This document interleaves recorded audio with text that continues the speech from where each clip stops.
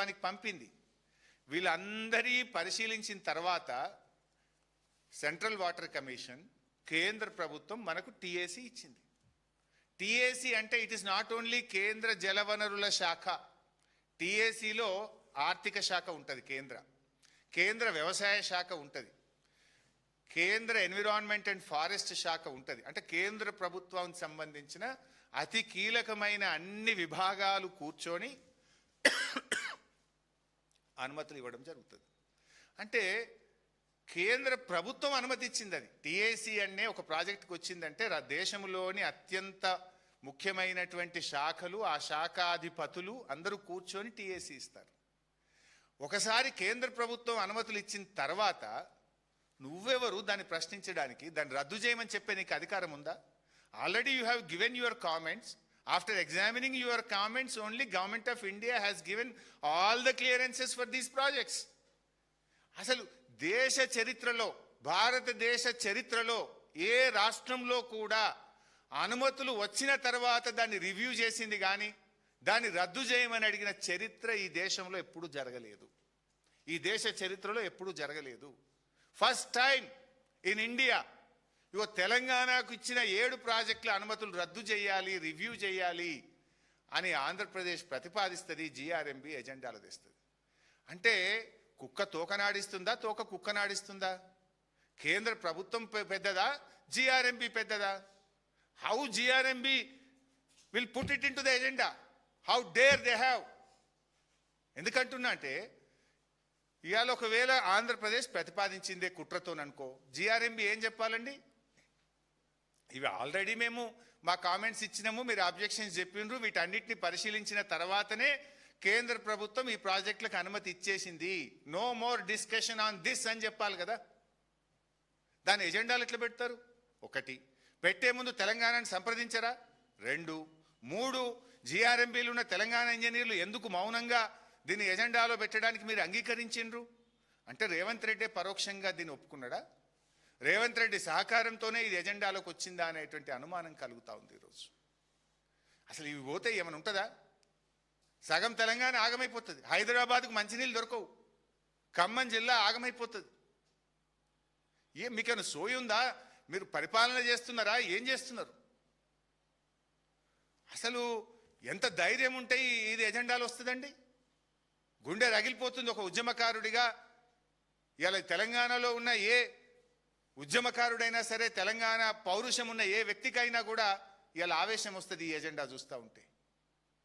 మీరు ఏం చేస్తున్నారు అసలు? ఇలా బీజేపీ నాయకులు కూడా దీన్ని స్పందించాలి. ఇది ఏ రకంగా అంటే మీ కిషన్ రెడ్డి గారు, బండి సంజయ్ గారు, యూ హ్యావ్ ద రెస్పాన్సిబిలిటీ. ఎట్లా పెడుతుంది జిఆర్ఎంబి ఎజెండాలు? దాన్ని రివ్యూ చేయండి, జిఆర్ఎంబిని పిలవండి, ఇది ఏ రకంగా ఎజెండాలో వచ్చిందో అడగండి. అంటే ఆంధ్రప్రదేశ్ చెప్పంగానే జిఆర్ఎంబి పెట్టేస్తుందా? తెలంగాణ ఈ దేశంలో ఒక రాష్ట్రం కాదా? రాజ్యాంగపరమైన హక్కులు తెలంగాణకు లేవా? ఇష్టం ఉన్నట్టుగా బుల్డోజ్ చేస్తామంటే ప్రపంచంలో, దేశంలో ఎక్కడ లేని విధంగా ఒక అన్ని అనుమతులు వచ్చిన ప్రాజెక్టును రివ్యూ చేసిన ప్రాజెక్ట్ ఈ దేశంలో ఎక్కడన్నా ఉందా? 7 ప్రాజెక్టుల అనుమతులే రివ్యూ చేస్తామనే పరిస్థితి వస్తే అసలు ఈ రాష్ట్రం పరిస్థితి ఏంది?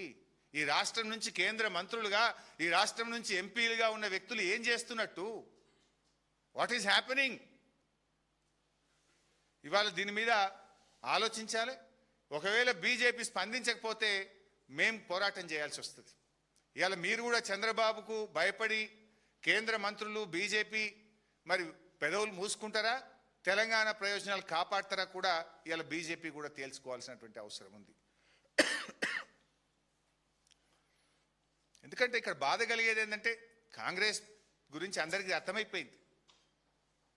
మీరు కొత్త అనుమతులు ఒక్కటి తేలేదు, 3 ఏళ్లలో ఒక్క టీఎంసీకి తెచ్చింది లేదు. వార్దా ప్రాజెక్టు డిపిఆర్ వాపస్, సమ్మక్క సాగర్ డిపిఆర్ వాపస్, అడిషనల్ 1 టీఎంసీ కాళేశ్వరం డిపిఆర్ వాపస్, పాలమూరు రంగారెడ్డి డిపిఆర్ వాపస్. డిపిఆర్లు వెనక్కు తెచ్చుడు తప్ప మీరు ఒక్కటని అనుమతి తెచ్చింది లేదు. మేము ఆ రోజు కష్టపడి శక్తియుక్తులను ఉపయోగించి ఎంతో జాగ్రత్తగా 383 టీఎంసీలు ఒక గోదావరిలో మేము అనుమతులు తెచ్చాం. అవి ఇవాళ రద్దు చేసే పరిస్థితి వచ్చింది. ఇది ఎంత దివాలా కోరుతనం ఇది. అసలు మీరు ఒక్కటనే చక్కగా చేసిండ్రా? ఆ ఉన్న నీళ్ళను కూడా ఎత్తారు మీరు. గోదావరిలో మొన్న దేవాదుల్లో మేమే ఇక్కడ ప్రెస్ మీట్ పెట్టి ప్రశ్నించేదాకా 5 మోటార్లు నడిచినాయి. మీరే సాక్ష్యము. మేము మాట్లాడితే తెల్లారి 9 అయినాయా లేవా? మాట్లాడేదాకా 5 నడిచినాయి, మాట్లాడినాక 9 అయినా, ఇంకొకటి తక్కువనే ఉన్నది. ఇన్ఫ్యాక్ట్ కాళేశ్వరంలో ప్యాకేజ్ 6లో 7 మోటార్లు ఉంటే 4 నడుస్తున్నాయి. ఎల్లంపల్లిలో భాగంగా కాళేశ్వరంలోని ప్యాకేజ్ 6లో 7 మోటార్లు ఉంటే 4 నడుస్తున్నాయి, 3 కిందికి వదిలేసిండ్రు నీళ్లు.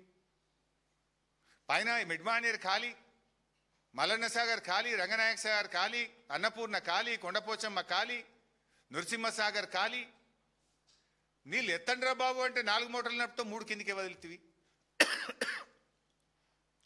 పోనీ కృష్ణాలన్న సరిగెత్తిండ్రా? తెలంగాణ రాష్ట్ర ఏర్పాటు తర్వాత అతి తక్కువ నీటి వినియోగం ఎప్పుడు జరిగింది అంటే పోయిన 2 సంవత్సరాల్లో రేవంత్ రెడ్డి పాలనలో. మన రాష్ట్రానికి తాత్కాలిక కేటాయింపుగా 34% ఉంటే అది కూడా వాడలేదు, 28% వాడుతుండ్రు. Ever lowest utilisation in river Krishna in this Congress 2 years rule. అంటే కాంగ్రెస్ పాలనలో కృష్ణానది నీటి జలాలు సరిగా వాడరు, గోదావరి జలాలు సరిగా ఉన్న సిస్టమ్ను ఎత్తిపోయారు. అన్లెస్ బీఆర్ఎస్ పోరాడితే తప్ప దేవాదుల మోటార్లు అనగావు, కాళేశ్వరం మోటార్లు అంతకంటే అనగావు. పోనీ తెచ్చిన ప్రాజెక్టుల అనుమతులు కూడా పోయే పరిస్థితి, అంటే ఉన్న గోషి కూడా పోయేటట్టు ఉందిగా. కొత్తదేం లేదు. సాధించి పెట్టిన అనుమతులు, తెచ్చిపెట్టిన క్లియరెన్సులు కూడా రద్దు చేసే కాడికి వచ్చిందంటే ఈ రాష్ట్రం ఏమైపోతుంది అనేటువంటి ఒక ఆందోళన, ఒక ఆవేదనతో మేము మాట్లాడవలసినటువంటి వస్తుంది. చేయాల్సిన పనులు చేయరు, వెకిలి మాటలు, వెకిలి చేష్టలు తప్ప ఒక్కటైనా సరిగా చేసేటువంటి పరిస్థితి లేదు. ఇన్ఫ్యాక్ట్ సమ్మక్క బ్యారేజ్ ఇందులోనే ఎజెండాలో ఇవేమో 7 ప్రాజెక్టులు రద్దు చేసింది 18.3.6 ఎజెండా, ఇంకోటి 18.3.7 నెక్స్ట్ ఎజెండా దాని తర్వాతది. దీంట్లో ఏమంటారు, సమ్మక్క బ్యారేజ్కు ఎట్టి పరిస్థితుల్లో అనుమతులు ఇవ్వద్దు, ఇది రద్దు చేయాల్సిందే అని. ఇందులో ఇంకేమంటారు కింద లాస్ట్కు, దీంట్లోనే granting clearance to Sammakka Sagar project in this situation would be a direct violation of GWDT award and would cause negative impact on the Polavaram irrigation project and Godavari Delta system, Dhavaleshwaram, and results in huge deficit flows to the downstream projects in the territory of Andhra Pradesh. Samakka Sagar ku anumati iyaddu, అనుమతిస్తే మా పోలవరంకు నీళ్లు తక్కువైతాయి, మా Godavari delta సిస్టమ్కు నీళ్లు తక్కువైతాయి అని వాళ్ళు Andhra Pradesh బెట్టుడు GRMB ఎజెండాలో ప్రతిపాదించు. ఇక్కడ ఇంకో ఇంపార్టెంట్ పాయింట్, మీరే ఏమంటున్నారు, గోదావరిలో నీళ్లు చాలా ఉన్నాయి, గోదావరి నీళ్లు సముద్రం పాలవుతున్నాయి, మేము గోదావరి బనకచెర్ల కడతాం, గోదావరి నల్లమల్ల సాగర్ గట్టి నీళ్ళు తీసుకుపోతాం, కావలసిన నీళ్లు ఉన్నాయంటున్నారు. అంటే మీ కోటాకు మించిన నీళ్లతోని గోదావరి నల్లమల్ల సాగర్ కడతామంటారు.